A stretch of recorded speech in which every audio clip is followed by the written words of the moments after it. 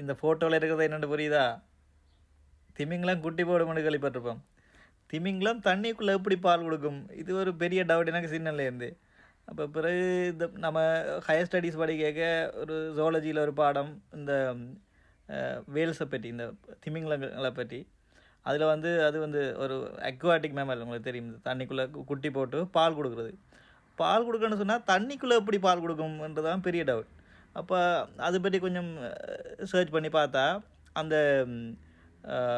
வேல்ஸோட அந்த திமிங்கலங்களோட பால் வந்து பயங்கர ஃபேட் கண்டென்ட் வந்து பயங்கரமாக அதிகம். அதில் வந்து கொழுப்பு வந்து அதிகம். அப்போ வந்து தண்ணீரை கரையாது. ஸோ அந்த டைமிங்கில் வந்து அந்த ப்ளூ வேல்ஸோட குட்டி வந்து அது எப்படி அந்த உடனே கரைய போகிறதில்ல. இப்போ ஸோ அந்த டைமுக்கு வந்து என்ன செய்யணும்னு சொன்னால் அந்த ஃபீடிங் வந்து நடந்து முடிஞ்சிடும்.